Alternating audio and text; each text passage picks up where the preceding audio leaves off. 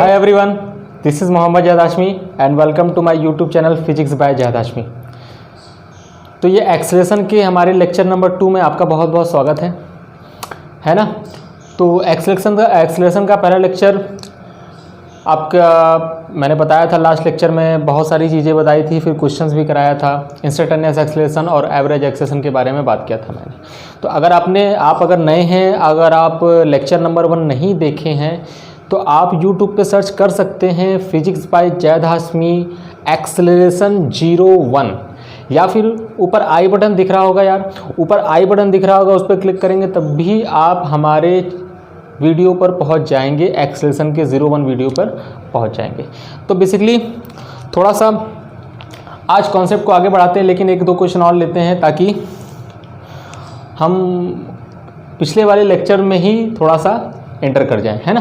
तो पहला वाला एक क्वेश्चन लेते हैं दोबारा क्वेश्चन ये है कि कह रहा है कि if position of the particle x is equal to 80 square minus में BT क्यूब, या फिर आप इस तरीके से लिख सकते हैं अल्फ़ा टी स्क्वायर माइनस में beta t cube, where alpha and beta is a constant. Alpha and beta is a constant, ये आपका कांस्टेंट है। तो आपको बताना ये है कि फाइंड रिक्वायर्ड टाइम, ऐसे लिख लीजिए, required time eight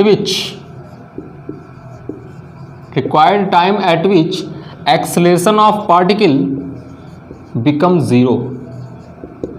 acceleration of particle become zero मतलब वो टाइम बताना है जिस टाइम पर पार्टिकल का एक्सेलरेशन कितना हो जाता है, ज़ीरो हो जाता है।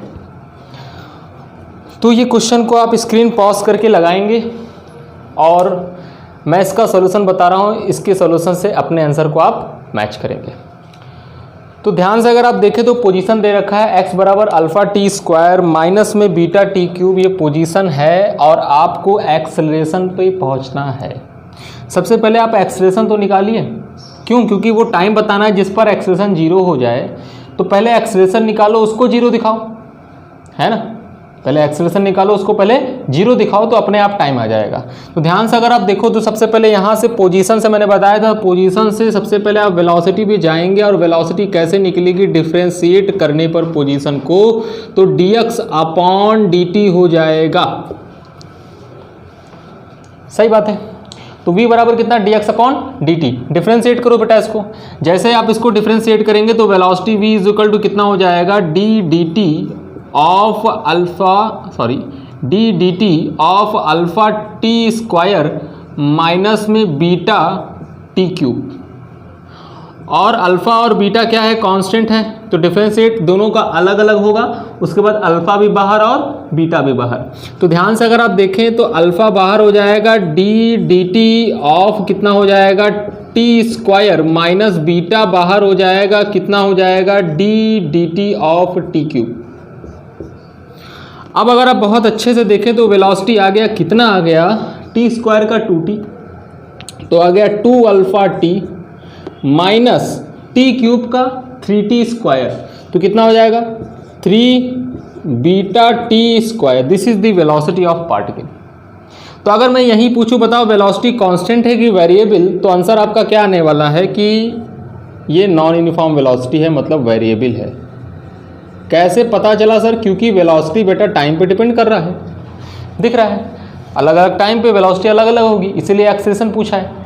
अब इसको क्या करना है, आपको एक्सेलरेशन निकालना है। तो एक्सेलरेशन निकालना है तो डबल डिफरेंशिएट मारेंगे, मतलब वेलोसिटी को दोबारा डिफरेंशिएट करेंगे, तो dv बाई dt। और जैसे इसको डिफरेंशिएट आप करेंगे तो इसकी वैल्यू कितनी आ जाएगी, 2 alpha dt of t। Differentiate करेंगे दोनों का अलग अलग होगा, मैं डायरेक्ट थोड़ा सा एक स्टेप आगे बढ़ गया। माइनस में कितना हो जाएगा, माइनस में 3 बीटा कांस्टेंट था बाहर, dt ऑफ कितना, टी स्क्वायर। अब आप इसको जैसे ही सॉल्व करेंगे आपके पास क्या आ जाएगा, एक्सेलरेशन आ जाएगा।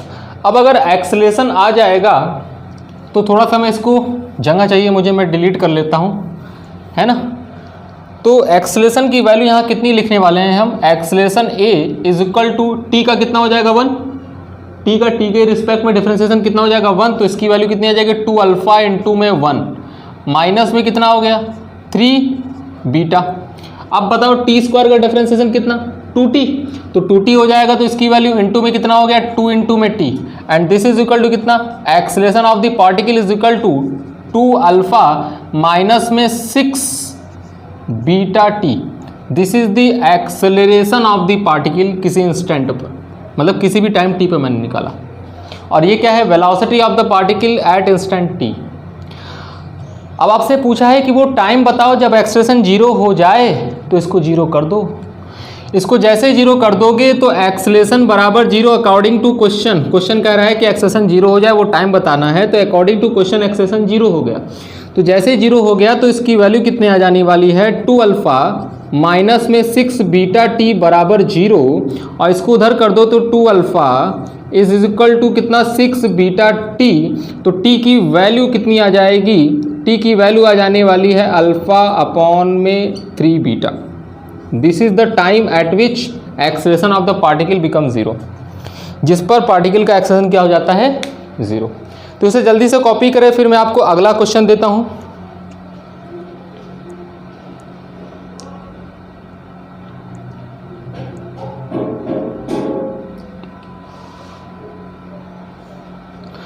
अगले क्वेश्चन के लिए आप तैयार? क्या बोल रहा है क्वेश्चन, कह रहा है if position of the particle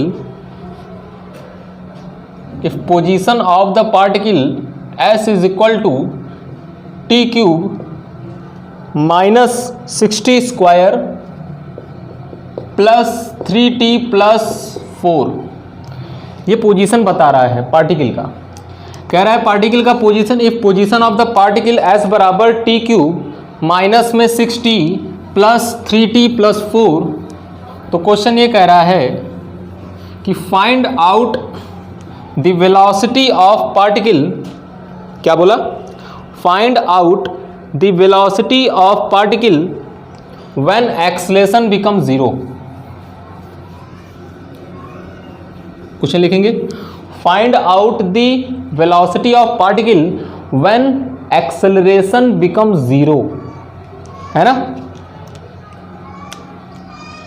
velocity, find velocity of particle when acceleration become 0, acceleration 0 हो जाए। अब देखो इस क्वेश्चन में दो क्वेश्चन को मैंने क्लब किया है। तो क्वेश्चन कह रहा है वो वेलोसिटी बताओ पार्टिकल का जब एक्सेलरेशन 0 हो जाए। अब हमें ये नहीं पता कि कितने टाइम पर एक्सेलरेशन 0 होगा, तो इसलिए सबसे पहले टाइम निकालेंगे जिस टाइम पर एक्सेलरेशन 0 होगा। जब टाइम हमें पता चल जाएगा कि इस टाइम पे एक्सेलरेशन 0 हो रहा है, तब उस टाइम को वेलोसिटी में रख देंगे, वेलोसिटी आ जाएगा। सिंपल सा कॉन्सेप्ट ये यही कह रहा है ना कि find out the velocity of particle, particle की वेलोसिटी बताओ। कब, टाइम नहीं बताया, लेकिन ये बता दिया कि जब एक्सेलरेशन बिकम 0, मतलब आपको इनडायरेक्टली टाइम बता रहा है जब एक्सेलरेशन 0 होता है। तो सबसे पहले हमें वो टाइम निकालना पड़ेगा जब एक्सेलरेशन 0 होता है, फिर उस टाइम को उठाकर वेलोसिटी के फंक्शन में रख देंगे तो हमारा वेलोसिटी आ जाएगा। तो सबसे पहला काम क्या होगा, हमें एक्सेलरेशन निकालना। तो एक्सेलरेशन जब निकालेंगे तो कैसे निकालेंगे भाई, तो सबसे पहला स्टेप क्या होगा, वेलोसिटी फाइंड करना। Velocity v is equal to कितना हो जाएगा, कई बार बोल चुका हूँ ds अपॉन dt, यस रहे तो ds अपॉन dt, y रहे तो dy अपॉन dt, x रहे तो dx अपॉन dt, है ना। काम से मतलब है, नाम में क्या रखा है ना। तो ds अपॉन dt डिफ्रेंशिएट करो, डायरेक्ट करूँ क्या मैं, चलो डायरेक्ट बताता हूँ। टी क्यूब का कितना 3t स्क्वायर, टी क्यूब का कितना 3t स्क्वायर, तो वेलोसिटी कितना हो गया 3t स्क्वायर। फिर 6t, 6 का तो होगा नहीं, t का होगा डिफरेंशिएशन, तो 6 तो एज इट इज लिखा जाएगा, कांस्टेंट है बाहर निकल जाएगा डिफरेंशिएशन के, और t का कितना होता है 1। फिर ध्यान से देखो प्लस कितना प्लस, अच्छा ये 6t लिखा हुआ है क्या, 6t स्क्वायर, 6t स्क्वायर कर दो उसको, 6t स्क्वायर कर दो। t स्क्वायर करेगा तो कितना आ जाएगा 2t आ जाएगा, यहाँ पर कितना आ जाएगा 2t आएगा, फिर प्लस 3t का कितना हो जाएगा 1, फिर 4 कांस्टेंट है इसका 0 हो जाएगा। तो ध्यान से अगर आप देखो तो वेलोसिटी आ गया, वेलोसिटी आ गया तो 3t स्क्वायर माइनस में 12t प्लस में कितना 3, this is the velocity of particle किसी भी टाइम t पर एट इंस्टेंट। और अगर हमें वो टाइम पता चल जाए जिस टाइम पे एक्सेलेरेशन 0 हो रहा है तो उठा के रख देंगे, वेलोसिटी आ जाएगा, है ना। तो अब क्या करेंगे, दोबारा डिफरेंशिएट, है ना, दोबारा इसको क्या करेंगे आप डिफरेंशिएट करेंगे। तो जब दोबारा डिफरेंशिएट करेंगे तो आंसर पा जाएंगे। तो दोबारा डिफरेंशिएट करेंगे तो आप क्या पाएंगे, एक्सेलरेशन। तो एक्सेलरेशन बराबर कितना होता है, dv अपॉन में dt, मतलब इसी को डिफरेंशिएट करना है। तो फिर से मैं डायरेक्ट कर रहा हूँ, 3 कांस्टेंट है, 3 एज इट इज रहेगा, लेकिन t स्क्वायर का कितना होगा 2t, है ना। तो t स्क्वायर का 2t माइनस में 12 एज इट इज रहेगा, कांस्टेंट है, बाहर हो जाएगा डिफरेंशिएशन से, और t का कितना हो जाएगा 1, तो ये 1 लिख दिया, और प्लस 3 तो पूरा का पूरा कांस्टेंट है, 0 हो जाएगा, उसके साथ कोई वेरिएबल नहीं था इसलिए वो 0। अब अगर आप ध्यान से देखें तो एक्सेलरेशन a की वैल्यू आपके पास कितनी आ गई, 3 2 6t माइनस में 12, this is the acceleration of the particle at instant. अब मैं आपसे पूछूं, बताओ एक्सेलरेशन कांस्टेंट है कि वेरिएबल, तो एक्सेलरेशन भी वेरिएबल है क्योंकि एक्सेलरेशन टाइम पे डिपेंड कर रहा है, मतलब नॉन यूनिफॉर्म एक्सेलरेटेड मोशन है ये। एक्सेलरेटेड मोशन तो है क्योंकि एक्सेलरेशन आ रहा है, लेकिन एक्सेलरेटेड मोशन भी 2 टाइप के होते हैं, एक यूनिफॉर्म एक्सेलरेटेड मोशन और एक नॉन यूनिफॉर्म एक्सेलरेटेड मोशन। तो ये नॉन यूनिफॉर्म एक्सेलरेटेड मोशन कर रहा है जो भी पार्टिकल मूव कर रहा है ना। तो हमें टाइम निकालना है सबसे पहले, time at which acceleration of particle become 0। तो मैं यहां करता हूं क्या, time at which acceleration of particle become 0, acceleration of particle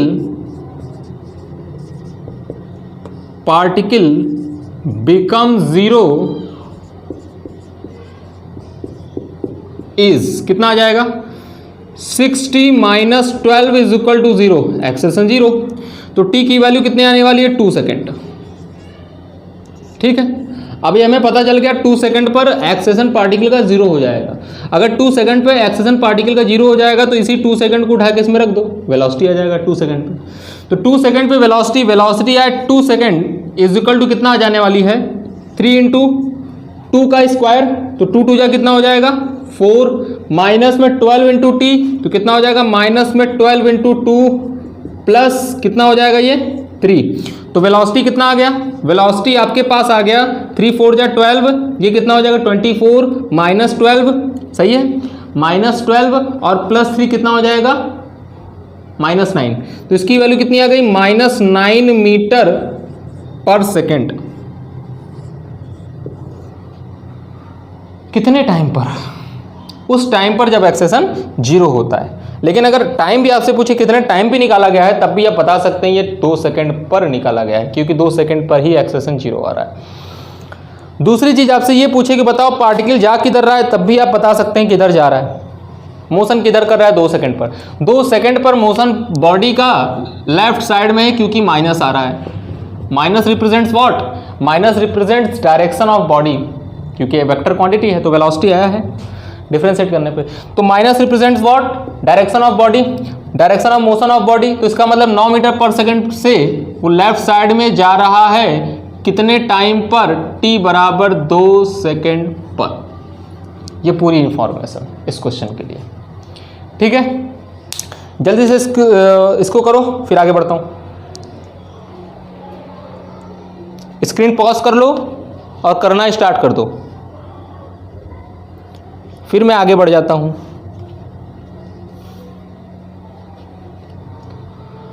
और एक लास्ट में एक अच्छा सा क्वेश्चन करा देता हूं।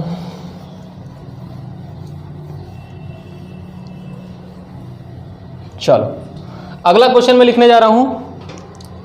अगला क्वेश्चन अगला क्वेश्चन कह रहा है इफ x बराबर 7t plus 4t square, if x and, ऐसे लिख लो, if x and y coordinate, क्या चीज, coordinate of particle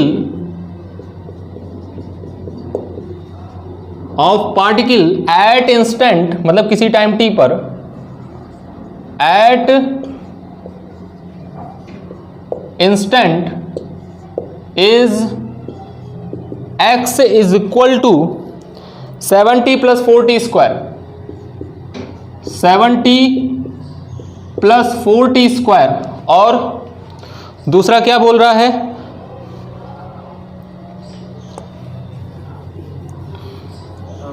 seventy plus 4t square, और दूसरा कह रहा है y is equal to 5t। मतलब दो दो पोजीशन है, कहने का मीन्स पार्टिकल 2 डायमेंशन मोशन कर रहा है किसी प्लेन के अंदर, तभी तो 2 कोऑर्डिनेट आएगा। अगर स्ट्रेट लाइन में ही मोशन कर रहा है, मतलब सिंगल पाथ में मोशन कर रहा होगा रेक्टिलिनियर पाथ पर, तो वो 2 कोऑर्डिनेट नहीं दिखा रहा होगा। लेकिन प्लेन के अंदर अगर मोशन कर रहा होगा तो प्लेन में हमेशा 2 कोऑर्डिनेट बता रहा होगा, x बताएगा, एक y बताएगा, है ना। तो किसी डायरेक्शन में जा रहा है लेकिन उसका x कोऑर्डिनेट और y कोऑर्डिनेट दे रखा है। अब ध्यान सुनना, क्वेश्चन को मैं कैसे करूंगा, है ना। क्वेश्चन कह रहा है find out the acceleration of particle,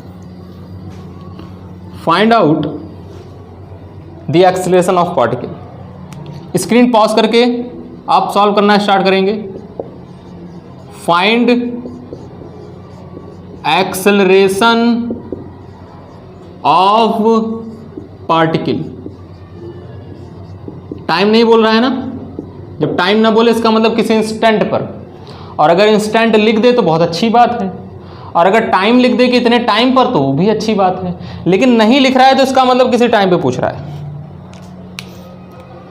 solve करना स्टार्ट कर दें, अब मैं बताता हूं, ठीक है।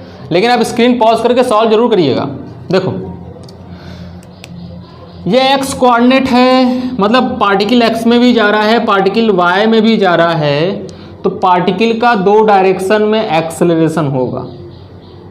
x कोऑर्डिनेट और y कोऑर्डिनेट दिया, हो सकता है एक्सेलरेशन हो सकता है एक ही डायरेक्शन में एक्सेलरेशन हो, लेकिन x कोऑर्डिनेट और y कोऑर्डिनेट दिया है तो ये तो पक्का है कि वेलोसिटी का डायरेक्शन जो है x और y दोनों में होगा। आओ देखते हैं, फॉर x कोऑर्डिनेट, या ऐसे लिख सकते हैं फॉर x एक्सिस, क्योंकि ये x एक्सिस का पोजीशन दे रखा है। तो x बराबर कितना हो गया, x बराबर 70 प्लस में कितना दे रखा है 4t स्क्वायर। अब अगर वेलोसिटी निकालोगे तो वेलोसिटी के लिए क्या करोगे, डिफरेंशिएट करोगे। वेलोसिटी इन x डायरेक्शन तो vx लिखा मैंने, vx मतलब सफिक्स में x, velocity in x direction, तो vx इज इक्वल टू कितना हो जाएगा dx अपॉन में dt, and this is equal to कितना, डिफरेंशिएट करोगे x को टाइम के रिस्पेक्ट में कितना 70 प्लस में कितना 4t स्क्वायर। तो जब इसे डिफरेंशिएट बेटा तुम कर दोगे तो vx की वैल्यू कितनी आ जाएगी, यहाँ पे आएगा 7 क्योंकि t का 1 और t स्क्वायर का 2t, तो कितना हो जाएगा प्लस 8t। ये वेलोसिटी आ गया x डायरेक्शन में। अब एक्सेलरेशन के लिए क्या करोगे, इसी को दोबारा डिफरेंशिएट मार दोगे, और जब इसी को दोबारा डिफरेंशिएट करोगे ax, तो इसकी वैल्यू कितनी आ जाएगी dvx अपॉन में dt, मतलब x डायरेक्शन में जो एक्सेलरेशन आएगा तो x डायरेक्शन में वेलोसिटी का डिफरेंशिएट दोबारा कर दो, तो 7 का तो 0 हो जाएगा, t का 1 बचेगा 8 मीटर पर सेकेंड स्क्वायर। ये एक्सेलरेशन x डायरेक्शन में आया है, अभी y का काम बाकी है। अब फॉर y एक्सिस, बस धीरे धीरे डिफरेंशिएट करना ही तुमको बस आना चाहिए, उसके बाद तो क्वेश्चन आसान है। फॉर y एक्सिस, अब y एक्सिस के लिए सॉल्व करेंगे। y एक्सिस में बेटा पोजीशन कितना दे रखा है 5t, तो y एक्सिस के लॉन्ग पोजीशन तुम्हारा दे रखा है y बराबर 5t। इसको डिफरेंशिएट मारोगे तो वेलोसिटी आ जाएगी y डायरेक्शन में vy, तो क्या लिखूंगा dy अपॉन में dt। क्लियर है? अच्छा इसको कर दो, डिफरेंशिएट करो, 5t को डिफरेंशिएट करोगे तो 5 बाहर t का 1 हो जाएगा, तो कितना हो जाएगा 5 मीटर पर सेकेंड। ये वेलोसिटी आ गई y डायरेक्शन में। अब बहुत अच्छे से अगर तुम देखो तो वेलोसिटी आ गई कांस्टेंट, बदल नहीं रहा, और अगर वेलोसिटी कांस्टेंट है तो एक्सेलरेशन भी 0, एक्सेलेरेशन तो 0 हो जाएगा, है ना। कैसे, ऐसे भी बोल सकते हैं acceleration in y direction is equal to d v y upon में डी टी। अब बताओ वी वाई तो कांस्टेंट है ना, 5 मीटर पर सेकंड, टाइम पे डिपेंड नहीं किया, तो डिफरेंशिएट करोगे पूरा पूरा कितना आ जाएगा 0। मतलब एक्सेलेरेशन इन वाई डायरेक्शन कितना आ गया 0, एक्सेलेरेशन इन एक्स डायरेक्शन कितना आ गया 8 मीटर पर सेकंड। मतलब नेट एक्सेलेरेशन कितना आ जाएगा, नेट एक्सेलेरेशन भी तुम्हारा आएगा, रूट में होता है ax स्क्वायर प्लस में ay स्क्वायर। क्योंकि मान लो अगर वाई डायरेक्शन में कोई अगर एक्सेलेरेशन आ जाता तो हम कैसे लिखते, जैसे ये तुम्हारा क्या है एक्स डायरेक्शन में ये एक्सेलेरेशन आ जाता और ये वाई डायरेक्शन में तुम्हारा एक्सेलेरेशन ऐसे आता, तो इस पार्टिकल का 2 एक्सेलेरेशन होता, एक एक्स के डायरेक्शन में और एक वाई के डायरेक्शन में। तो नेट एक्सेलेरेशन लिखने के लिए क्या करते तुम, वही वेक्टर का फॉर्मूला लगाते, नेट रिजल्टेंट एक्सेलेरेशन कितना जाता, वो ए होता जो कि इन दोनों के बीच से जाता। और जब तुम इसको सॉल्व करते तो कितना लिखते, रूट में ax square plus ay square. जब दो वेक्टर 90 डिग्री पे हो तो डायरेक्ट लिखते हैं ना, रूट में a square plus b square. तो यहाँ क्या लिखते हैं, रूट में ax square plus ay square. ay तो 0 हो गया इस वाले केस में, लेकिन होता तो रखते हैं। तो इस वाले केस में ay 0 हो गया तो कितना बचा, सिर्फ ax बचा, तो बाहर निकला ax। तो a net acceleration of the particle is equal to कितना आया, यही 8 मीटर पर सेकेंड स्क्वायर। तो पार्टिकल का एक्सेलेरेशन कितना है 8 मीटर पर सेकेंड स्क्वायर। तो इस टाइप से क्वेश्चन को सॉल्व किया जाता है, कोई खास बात नहीं होता है। जल्दी से इसे कॉपी करें, फिर आगे बढ़ते हैं इक्वेशन ऑफ मोशन पर। जल्दी से इसे कॉपी करो, फिर आगे बढ़ते हैं इक्वेशन ऑफ मोशन पर। चलो आगे बढ़ जाता हूं। चलो इक्वेशन ऑफ मोशन पढ़ते हैं। हेडिंग बनाएंगे motion of body under constant acceleration. Motion of body under constant acceleration, motion of body under constant acceleration. और जब ये मोशन करेगा तो जो 3 इक्वेशन आएंगी, आपने पढ़ा है क्लास 9 में, बखूबी पढ़ा है इसको क्लास 9 में और अच्छे से जानते होंगे। क्या, v बराबर u plus a t, s बराबर u t plus half a t square और v स्क्वायर बराबर u square plus 2 into a into s. बखूबी पढ़ा है आपने, है ना। मैं भी पढ़ाऊँगा, लेकिन जैसे पढ़ा है वैसे नहीं पढ़ाऊँगा, आपको 11th की तरह पढ़ाऊँगा, दूसरे तरीके से, डिफरेंशिएशन मेथड से। तो क्या लिखा आपने, motion of body under constant acceleration, है ना। चलो इसी में दूसरा हेडिंग बनाओ, मतलब दूसरा, इसको दूसरे नाम से भी लोग पूछते हैं, equation of motion. Equation of motion मैं यही लिखता हूं, इक्वेशन ऑफ मोशन।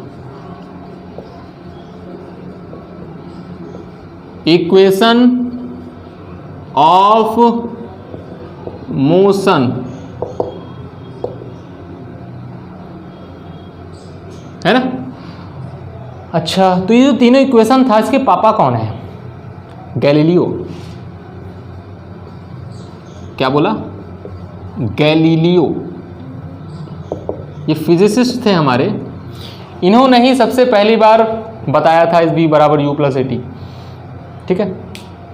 तो v बराबर u प्लस ए टी का निर्माण किसने किया था भाई साहब, ये हमारे इक्वेशन ऑफ मोशन किसने बताया था, गैलीलियो साहब ने बताया था। ये सब भी आपको पता होना चाहिए, कभी कोई पूछ लेगा तो। इसीलिए इसका दूसरा नाम भी पड़ता है, किताबों में लिखा भी होता है और कभी कभी स्कूल में पूछ दिया जाता है, what is the Galileo equation of motion. तो गैलीलियो इक्वेशन ऑफ मोशन या फिर इक्वेशन ऑफ मोशन, है ना, या फिर motion of the body, equation of motion under constant acceleration, ऐसे करके पूछ ले, तो सब चीज़ वही है। अब मैं क्या लिखने वाला हूँ, v बराबर u प्लस ए टी, मतलब बॉडी, या हम क्या पढ़ने वाले हैं, हम कांस्टेंट एक्सेलरेशन के बारे में पढ़ने वाले हैं कि कोई भी बॉडी कांस्टेंट एक्सेलरेशन से मूव कर रही होगी।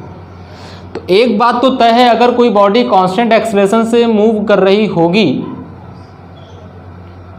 तो उसकी वेलोसिटी चेंज होगी। अगर एक्सेलरेशन मोशन के डायरेक्शन में है तो वेलोसिटी बढ़ेगी, और अगर एक्सेलरेशन मोशन के जस्ट ऑपोजिट डायरेक्शन में है तो वेलोसिटी घटेगी। तो हम सिंपल केस लेके चलेंगे कि वेलोसिटी बढ़ रही है और एक्सेलरेशन मोशन के डायरेक्शन में है, लेकिन एक इस इक्वेशन को प्रूव करेंगे by calculus method. By calculus method यही पूछता है तुम्हारे स्कूल में, कैलकुलस मेथड। कैलकुलस मेथड मतलब डिफरेंशिएशन और इंटीग्रेशन से प्रूव करना है इसको, डिफरेंशिएशन और इंटीग्रेशन से प्रूव करना है इसको। देखो फिर से आ गया डिफरेंशिएशन इंटीग्रेशन, इसलिए मैं कहता हूँ ना, इसलिए मैं शुरुआत में ही पढ़ा देता हूँ डिफरेंशिएशन इंटीग्रेशन। अगर ढंग से अगर आप पढ़े हैं तो कोई दिक्कत होने वाली है ही नहीं फिजिक्स में। तीन चीज, डिफरेंशिएशन, इंटीग्रेशन और प्लस ग्राफ, क्योंकि अभी ग्राफ का भी क्वेश्चन आएगा। अभी तक मैंने ग्राफ नहीं पढ़ा है आपको, है ना। अब मैं ग्राफ से कई चीज़ें आपको बताऊंगा, ठीक है। तो खैर इक्वेशन ऑफ मोशन प्रूव करने वाले हैं बाय कैलकुलस मेथड। तो हमने क्या माना, suppose a particle moving under constant acceleration, a particle moving under constant acceleration along x axis. मान लिया एक्स एक्सिस के अलोंग ये मूव कर रहा है पार्टिकल। इफ एट t बराबर 0 इट्स स्टार्ट इट्स मोशन, मतलब t बराबर 0 पे अपना मोशन स्टार्ट करता है फ्रॉम ओरिजिन, x बराबर 0। मैंने बोला ओरिजिन से अपना मोशन स्टार्ट कर रहा है। जरूरी नहीं है कि ओरिजिन से ही स्टार्ट करे, लेकिन हमने मान लिया कि ओरिजिन से ही स्टार्ट कर रहा है, मतलब जहां से स्टार्ट किया वहीं से मैं पोजीशन नापना स्टार्ट करूंगा। तो x बराबर 0 यहाँ है, t बराबर 0 तो तय है कि जहां से बॉडी मोशन अपना स्टार्ट करेगा उसको हम क्या बोलेंगे, t बराबर 0, है ना। Acceleration of the body is in the direction of motion. जो हमने एक्सेलरेशन लगाया है, acceleration subjected to a body is in the direction of motion, तो वेलोसिटी इसकी बढ़ेगी। हमने क्या मान लिया, हमने मान लिया कि इसका इनिशियल वेलोसिटी कितना है u, और किसी टाइम t पर पार्टिकल यहां पहुंचा, इसकी वेलोसिटी है v। कितनी है इसकी velocity, v। This is the final velocity, ये किसी टाइम t पर, एट टाइम t।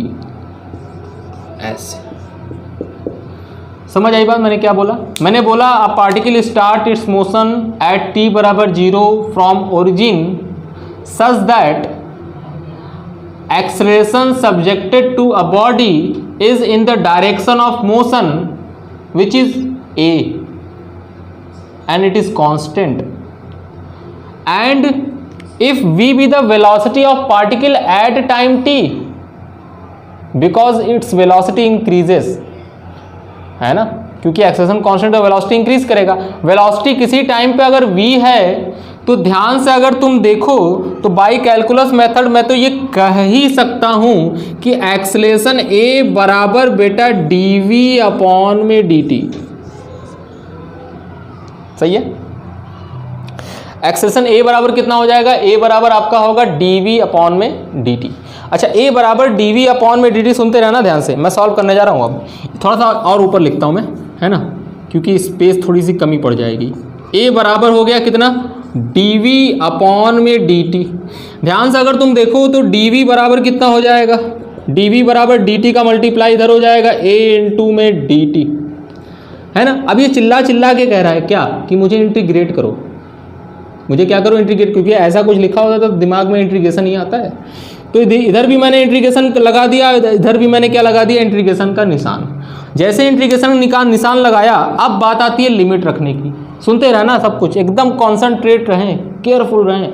देखिए मैं क्या क्या बोल रहा हूँ। देखो लिमिट कैसे रखा जाएगा, इसको बोलते हैं बेटा, नीचे वाले को जब लिमिट रखेंगे बोलेंगे लोअर लिमिट, ऊपर जब रखेंगे तो बोलेंगे अपर लिमिट। तो लोअर लिमिट, तो यहाँ भी लोअर रखा जाएगा, तो यहाँ भी लोअर रखा जाएगा। ध्यान से अगर तुम देखो, बॉडी समय शून्य पर बॉडी की वेलोसिटी कितनी है u, जो कि इनिशियल वेलोसिटी है। तो यहाँ पर टाइम का लिमिट और यहाँ पर वेलोसिटी का लिमिट। देखो यहाँ dt है ना, तो टाइम का लिमिट, यहाँ पे dv है तो वेलोसिटी का लिमिट। समय शून्य पर t बराबर 0 पर velocity of the particle is u, और समय किसी टाइम t पर, किसी भी टाइम t पर इसकी वेलोसिटी कितनी थी, v। लो लिमिट लग गया।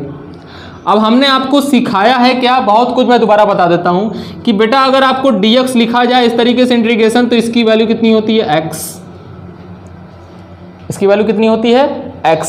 अच्छा, अगर ये लिखा जाए x1 से लेके x2 तक लिमिट लगा हुआ है तो क्या करेंगे, लिमिट लगाएंगे ऐसे बड़े ब्रैकेट में, x1 से लेके कहाँ तक, x2 तक। फिर उसके बाद लिमिट रखेंगे, पहले डिफरेंस इंटीग्रेट कर लेंगे x, उसके बाद लिमिट बाद में रखते हैं। तो बाद में जब लिमिट रखने लगेंगे तो सबसे पहले ऊपर का लिमिट, फिर माइनस करके लोअर लिमिट, नीचे का लिमिट। तो ऊपर का लिमिट रखेंगे तो कितना आ जाएगा x2, x की जगह पर रखना है x2, माइनस में कितना हो जाएगा x1। क्लियर है। तो dx का इंटीग्रेशन x होता है डायरेक्ट, dt का कितना होगा t, dv का कितना होगा v।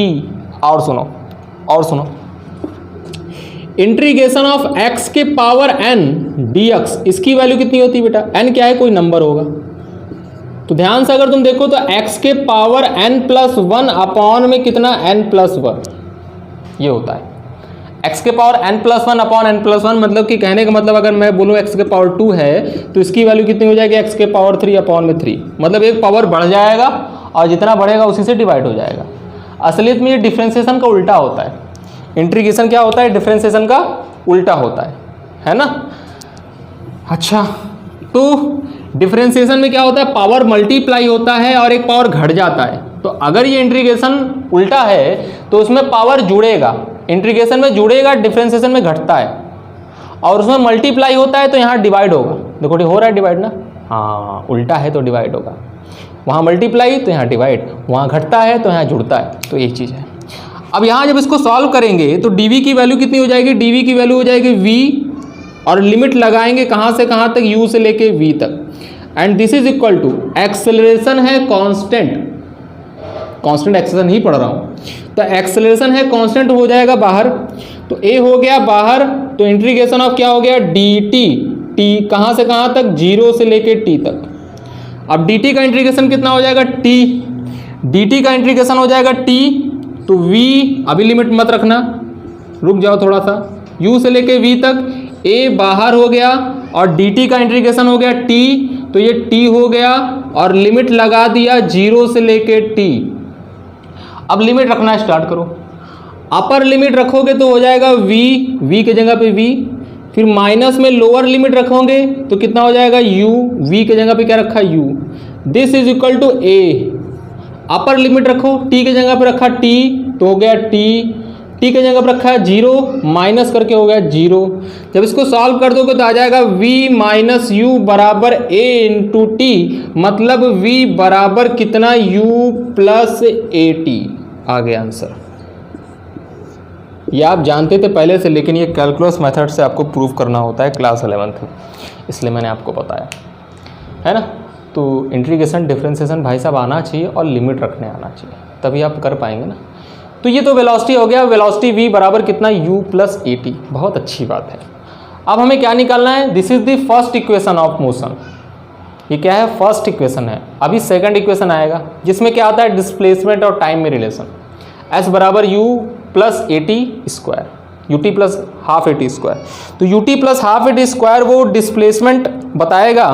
तो अब बताओ, अगर पार्टिकल चल रहा है x डायरेक्शन में तो किसी t टाइम पे कुछ ना कुछ तो डिस्प्लेसमेंट करेगा, उस डिस्प्लेसमेंट को हम क्या बोलेंगे, s, है ना। तो बताओ x बराबर 0 से चला तो यहाँ जब पहुँचा तो x बराबर कितना हो गया, s, डिस्प्लेसमेंट s, डिस्प्लेसमेंट, है ना। तो अब अगर तुम बहुत अच्छे से देखो तो वेलोसिटी क्या हो रहा है, बढ़ रहा है, लगातार बढ़ रहा है, मतलब वेलोसिटी चेंज हो रहा है। तो अगर वेलोसिटी चेंज हो रहा है, सेकंड इक्वेशन लिख रहा हूं मैं, अब इसको मिटा देता हूं, चलो और ऊपर लिख देता हूं सेकंड इक्वेशन। सेकंड इक्वेशन सही है, चलो हटा देता हूं, अब तो समझ गए गैलीलियो हैं। अच्छा, तो ध्यान से अगर तुम देखो तो v बराबर क्या, dx अपॉन dt। ऐसा क्यों लिखा सर, क्योंकि हमें x चाहिए, x और t में रिलेशन चाहिए। यहाँ तो x तो दिखा नहीं हमें, तो यहाँ पे v बराबर v और t में रिलेशन चाहिए था ना, सॉरी a और v और t में रिलेशन चाहिए था। तो सब कुछ दिख रहा था, v t a दिख रहा था, इसलिए मैंने इसको यूज़ किया। अब हमें x और t और a में रिलेशन चाहिए, तो सबसे पहले x तो लाओ, v बराबर dx अपॉन dt यहाँ से आता है। तो ध्यान से अगर तुम देखो तो dx बराबर v dt हो गया सर, लेकिन अभी a नहीं आया, आएगा देखो ये, क्योंकि v किसी इंस्टेंट में हमें पता है। ये वेलोसिटी क्या होता है, किसी पर्टिकुलर टाइम पर, किसी टी टाइम पर वेलोसिटी है ये, तो dx अपॉन dt। तो ये क्या है, किसी भी टाइम t पर है। जब इसको उठा के रखोगे देखो a आ गया, आया ना। तो मतलब कि ऐसा लग रहा है कि इस इक्वेशन को सॉल्व करने के बाद x, t और a तीनों में रिलेशन आएगा। तो ध्यान से अगर तुम देखो तो dx बराबर कितना हो गया, dx बराबर हो गया u plus a T into में dt। सही है, v की जगह पे मैंने वैल्यू रख दी। तो यहाँ क्या लिखोगे, साइड में लिखोगे फ्रॉम इक्वेशन नंबर 1। इसे क्या लिख दिया, इक्वेशन नंबर 1, क्योंकि टीचर को ये भी बताना पड़ेगा तुम रखे कहाँ से हो। हवा में से तो नहीं आ गया है ना, क्योंकि आपको एग्जाम देना है, स्कूल का एग्जाम देना है। तो v बराबर कितना हो गया, u प्लस ए टी। अब dt क्या कर दो, दोनों में मल्टीप्लाई हो जाएगा सिंपली। तो dx इज इक्वल टू कितना हो गया, u dt plus a into T dt। अब ये भी लाइन हमको चिल्ला चिल्ला के कह रहा है कि इंट्रीगेट करो, इंट्रीगेट करो। तो करो भाई, इंट्रीगेट करो कह रहा है। तो यहाँ भी इंट्रीगेशन का निशान लगाया, यहाँ भी इंट्रीगेशन का निशान लगाया और यहाँ भी इंट्रीगेशन का निशान लगाया। और मैंने पहले से ही जो कांस्टेंट था उसको बाहर रखा है। देखो ए कांस्टेंट था, बाहर निकाल दिया। लेकिन सर ये u कैसे कांस्टेंट है, अभी तो आपने बोला ये बदल रहा है वेलोसिटी। हाँ, फाइनल वेलोसिटी बदल रहा है ये, लेकिन इनिशियल वेलोसिटी नहीं बदलेगा। जैसे a body start its motion with initial velocity 10 meter per second with constant acceleration 4 meter per second square. मतलब हर सेकेंड में 4 मीटर पर सेकेंड बढ़ जाता है, और ये 10 मीटर पर सेकेंड से अपना मोशन स्टार्ट करता है और जा रहा है बहुत दूर। मान लो बनारस जा रहा है, मान लो बनारस जा रहा है। तो बनारस और मिर्ज़ापुर के बीच में किसी भी पोजीशन पे या चिल्ला के अगर वो गाड़ी से लेके जा रहा है, मैं तुमसे उससे पूछूं, ए भाई साहब जब तूने स्टार्ट किया था अपना मोशन तो तेरी इनिशियल वेलोसिटी क्या थी, तो क्या बोलेगा, 10 मीटर पर सेकेंड। फिर अगर मैं 15 मिनट बाद फिर से पूछूंगा, ए भाई साहब जब तूने अपनी मोशन स्टार्ट किया था तो आपकी इनिशियल वेलोसिटी क्या थी, तो फिर से बोलेगा वो 10 मीटर पर सेकेंड। फिर आधे घंटे बाद उससे अगर पूछेगा कि भाई साहब आप जब अपना मोशन स्टार्ट किया था तो आपकी इनिशियल वेलोसिटी क्या थी, तो फिर से बोलेगा वो 10 मीटर पर सेकेंड। और फिर जब आप उससे 15 मिनट बाद, तब तक तो पहुंच ही जाएगा यार। कितना घंटा लेगा बनारस पहुंचने में, लगभग 1.5 घंटे, 1 घंटे मान लो, अच्छी खासी गाड़ी है, 1 घंटे से पहुंच गया। समझ जाओ मैं क्या कहना क्या चाह रहा हूँ, है ना। किसी भी टाइम पे पूछोगे अगर उससे, अगर वो इनफैक्ट वो रुक गया, मान लो बनारस पहुंच गया, पहुंचने के 2 घंटे बाद अगर तू उससे पूछा कि बताओ जब तुम मिर्ज़ापुर से चले थे तो तुम्हारा इनिशियल वेलोसिटी क्या था, तो क्या कहेगा, फिर बोलेगा जब मैं चला था तो मेरा initial velocity 10 meter per second था। तो कहेगा अच्छा, तो बताओ 10 मीटर पर सेकेंड बार बार वही बोल रहा है ना, तो ये कॉन्स्टेंट है। तो इनिशियल वेलोसिटी हमेशा कॉन्स्टेंट होता है। क्या कहा, इनिशियल वेलोसिटी हमेशा कांस्टेंट होता है। फाइनल वेलोसिटी बदल रहा होता है, फाइनल वेलोसिटी बदलेगा ना। जब वो चल दिया तो जो इनिशियल था, तो वो इनिशियल था, वो बदलने लगा। तो अब अगर तुम ध्यान से देखो तो इसलिए मैंने इनिशियल वेलोसिटी को बाहर रखा, क्योंकि वो कांस्टेंट है। अब देखो नीचे लोअर लिमिट, समय 0 पर, यहाँ देखो टाइम का लिमिट लगेगा, dt है। बताओ पोजीशन क्या है, अरे भाई पोजीशन तो 0 है, 0 से चला था। समय 0 पर पोजीशन इसका पार्टिकल का 0 है, और समय t पर, किसी टाइम t पर पार्टिकल का पोजीशन कितना हो गया, x बराबर s, क्योंकि डिस्प्लेसमेंट s कवर किया। तो x बराबर कितना हो गया, s, किसी टाइम t पर। बस इंटीग्रेट कर तो आंसर आ जाएगा।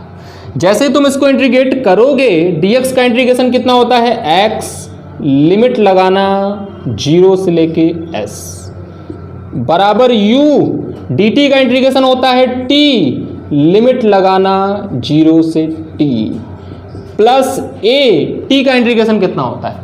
अब बताओ t है तो t के पावर 1 है ना, पावर 1 बढ़ेगा उसी से डिवाइड हो जाएगा, तो बढ़ेगा पावर तो कितना हो जाएगा, 1 + 1 मिल गया 2, तो t के पावर 2 अपॉन में 2। तो आंसर कितना है इसका, t के पावर 2 अपॉन में 2 लिमिट लगा दो 0 से लेके t। सही है। अब जिम्मेदारी आपकी है, संभालो इसको। थोड़ा सा चीज़ें टफ नहीं हो रही हैं, सब चीज़ सिंपल है, बस आपको इंटीग्रेशन डिफरेंशिएशन भाई साहब आना चाहिए। मैं आपको फील दिला रहा हूँ कि डिफरेंशिएशन इंटीग्रेशन अगर आप आता रहेगा आपको, तो देखो कितने अच्छे क्वेश्चन सॉल्व होते रहेंगे।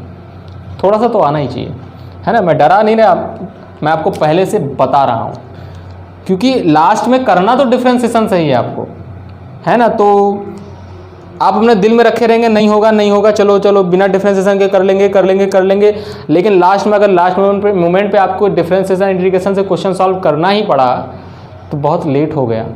इसलिए मैं आपसे पहले से ही कर रहा हूँ भाई साहब, डिफरेंशिएशन आना चाहिए, इंटीग्रेशन आना चाहिए, चाहे आप बायो से हैं, चाहे आप किससे हैं, बायो से हैं चाहे मैथ से हैं, इंटीग्रेशन तो आना चाहिए, है ना। बायो वालों को भी आना चाहिए, क्योंकि नहीं आएगा तो वही तो फिजिक्स पढ़ते हैं, बायो वालों को भी आना चाहिए, है ना। बहुत टफ नहीं है, मैं ये नहीं कह रहा पूरा मैथ पढ़ डालूँ, मैं मैथ पूरा पढ़ने की बात नहीं कर रहा हूँ, लेकिन थोड़ा बहुत तो मैनेज कर सकते हो। हाँ, मैं बहुत ज़्यादा कोशिश ये करूँगा कि बिना डिफरेंशिएशन के किसी भी क्वेश्चन को सॉल्व कर लिया जाए। अगर पॉसिबिलिटी है कि बिना डिफरेंशिएशन के क्वेश्चन सॉल्व हो रहा है तो मैं सॉल्व जरूर करा दूंगा, लेकिन डिफरेंशिएशन आना चाहिए। देखो मैं बार बार बोल रहा हूँ, खैर ठीक है छोड़ो। इधर देखो, लिमिट लगाओ, कितना, अपर लिमिट s माइनस में कितना हो जाएगा 0, ठीक है। लिमिट रखो, upper limit t lower limit 0 हो जाएगा, तो कितना हो जाएगा u upper limit t minus में कितना हो गया 0 प्लस a अपर लिमिट रखो। लिमिट कहाँ रखा जाता है, टाइम की जगह पे, क्योंकि टाइम का डिफरेंशिएशन है ना, 2 के ऊपर मत रख देना, टाइम पे रखो। तो t के जगह पे रखो t, तो कितना हो जाएगा t स्क्वायर बाई 2 माइनस, फिर लोअर लिमिट रखो टाइम के जगह पर, तो कितना हो जाएगा 0 का स्क्वायर बाई 2। अब बताओ 0 का स्क्वायर बाई 2, नॉनसेंस वाली बात करें, हटाओ यार उसको, 0 है वो, है ना। तो ध्यान से अगर तुम देखो s माइनस 0 कितना हो गया, s बराबर कितना हो गया ut प्लस कितना हो गया half of a t square. This is the second equation of motion. अरे इसी को सॉल्व करो ना, तो 2 इक्वेशन आ गया, एक v बराबर u plus a T first equation of motion है, एक दूसरा इक्वेशन आ गया सेकंड इक्वेशन ऑफ मोशन, कितना s बराबर u t plus half a t square. अब मैं क्या निकालने वाला हूं, अब मैं थर्ड इक्वेशन ऑफ मोशन निकालने वाला हूं, किसके बीच रिलेशन, वेलोसिटी, एक्सेलरेशन और डिस्प्लेसमेंट। मतलब डिस्प्लेसमेंट आएगा आपकी बार वेलोसिटी में, टाइम नहीं आएगा, टाइम गायब करना है। क्या करना है, टाइम गायब करना है। ध्यान सुनो, आप 2 तरीके से टाइम गायब कर सकते हो। कितने तरीके से, 2 तरीके से। पहला इक्वेशन था और ये दूसरा इक्वेशन। यहां से टाइम की वैल्यू उठाओ, इसमें डाल दो, आंसर आ जाएगा, ठीक है, डोंट वरी अबाउट इट। लेकिन हमने ऊपर लिखा क्या था, कैलकुलस मेथड, तो कैलकुलस मेथड से भी तीसरा इक्वेशन भी निकालेंगे, है ना। इससे मैं आपको एक नई चीज़ भी बताऊंगा, क्या, ध्यान सुनो, कि एक्सेलरेशन बराबर a बराबर आप जानते हैं dv अपॉन dt। एक चीज़ आप तो ये जान गए, लेकिन इसका दूसरा फॉर्म भी होता है जो कि मोस्ट इंपॉर्टेंट होता है कई क्वेश्चन सॉल्व करने के लिए। क्या, देखो, इसको ds से ऊपर मल्टीप्लाई करो और ds से नीचे डिवाइड करो। सर मल्टीप्लाई डिवाइड, हाँ मल्टीप्लाई डिवाइड ऐसा होता नहीं है, जैसे मैंने लिखा ना, ये मैंने लिखा dx अपॉन dt, मैं बार बार d अपॉन बोल देता हूँ, लेकिन अपॉन नहीं होता है, ये क्या होता है, पूरा पूरा ऑपरेटर है ये, d dt ऑफ x ऐसे होता है, ये पूरा का पूरा सिंबल ही होता है, डिवाइड नहीं है, ये ऐसे लिखा ही जाता है। लेकिन बोल देने से काम मेरा चल जाता है तो बोल देते हैं, है ना। लेकिन मन ही मन समझते रहो कि ऐसा है नहीं। अब देखो यहाँ पे ऐसे कर देने से मेरा काम चल जाता है, आपको तो वैसे डायरेक्ट रिजल्ट ही याद रखना है। तो ds से मल्टीप्लाई करो, ds से डिवाइड करो, तो ध्यान से अगर आप देखो तो ये ds अपॉन dt हो गया, इसका इसके साथ ले लो, और ये dv बाई ds हो गया। तो एक्सेलरेशन a बराबर कितना हो गया, ds अपॉन dt इंटू में dv अपॉन ds हो गया। And this is equal to ds upon dt means velocity, तो velocity v dv upon ds, तो ये दूसरा इक्वेशन आ गया। मतलब एक एक्सेलरेशन का फॉर्मूला होता है dv बाई dt, मतलब अगर वेलोसिटी टाइम का फंक्शन हो तो a बराबर dv अपॉन dt यूज़ करते हैं, लेकिन अगर वेलोसिटी डिस्प्लेसमेंट का फंक्शन हो तो हम ये वाला फॉर्मूला यूज़ करते हैं एक्सेलरेशन निकालने के लिए, है ना। क्योंकि अभी तक मैंने आपको वेलोसिटी टाइम का फंक्शन ही वाला कराया, अभी वेलोसिटी डिस्प्लेसमेंट का फंक्शन वाला क्वेश्चन नहीं कराया, अब मैं कराऊंगा क्योंकि मैंने फॉर्मूला बता दिया। तो a बराबर कितना हो गया, v into d v by d s, और a बराबर dv अपॉन dt, दोनों यूज करेंगे। तो ध्यान से अगर तुम देखो तो मैं इसी इक्वेशन को यूज करके थर्ड इक्वेशन ऑफ मोशन निकालूंगा। तो थर्ड इक्वेशन ऑफ मोशन निकालूंगा तो a बराबर क्या हो गया, a बराबर हो गया v into d v upon में ds। तो v dv की वैल्यू कितनी हो गई, v dv बराबर हो गया a ds, इधर ds का मल्टीप्लाई हो गया। दोनों तरफ इंटीग्रेशन लगाओ, कितनी बार बोलूं, चिल्ला चिल्ला के तो कह रहा है कि मुझे इंटीग्रेशन करो। अब बताओ यहाँ डिस्प्लेसमेंट का लगेगा, टाइम को मत रख देना लिमिट, यहाँ डिस्प्लेसमेंट का लिमिट और यहाँ वेलोसिटी का लिमिट। अब मैं फिगर मिटा दिया हूँ, आप अपने कॉपी भी देखेंगे अगर आप नोट किए हैं। अब बताओ डिस्प्लेसमेंट जब x बराबर 0 था तो वेलोसिटी कितना था, इनिशियल वेलोसिटी, क्योंकि x बराबर 0 तभी था जब t बराबर 0 था। तो जब x बराबर 0 था लोअर लिमिट, तब वेलोसिटी u थी, इनिशियल वेलोसिटी। जब x बराबर s हो गया किसी टाइम t पर, डिस्प्लेसमेंट कितना हो गया s, तो वेलोसिटी कितनी हो गई v। बस सॉल्व कर दो। v dv मतलब v के पावर 1 है, v के पावर 1 है तो इसका इंटीग्रेशन आएगा v स्क्वायर बाई 2 और लिमिट लगा दो u से लेके v तक। This is equal to acceleration constant है, बाहर निकल के इंटीग्रेशन ऑफ ds। मैं थोड़ा सा एक स्टेप आगे बढ़ रहा हूँ, क्या लिखूंगा सीधा इधर ds का इंटीग्रेशन s, लिमिट 0 से लेके s। सही है, अब लिमिट रखना स्टार्ट करो। अपर लिमिट रखो, v के जगह पे v square by 2 minus v के जगह पे u स्क्वायर बाई 2 और this is equal to a, limit रखो s माइनस 0।